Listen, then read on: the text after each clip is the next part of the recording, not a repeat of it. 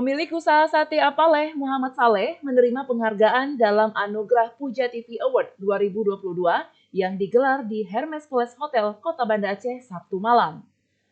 Penghargaan diberikan dengan kategori pengusaha kuliner inspiratif dan peduli UMKM.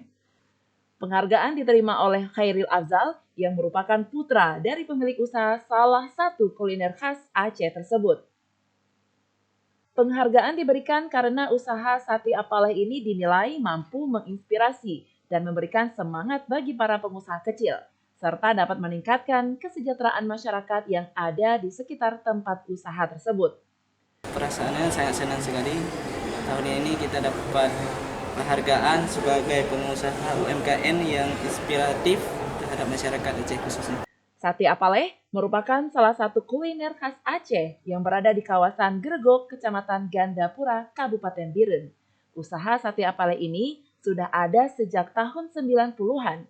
Kuliner ini juga memiliki cita rasa yang khas, sehingga menjadi kuliner andalan masyarakat yang tinggal atau bahkan melintas di kawasan tersebut.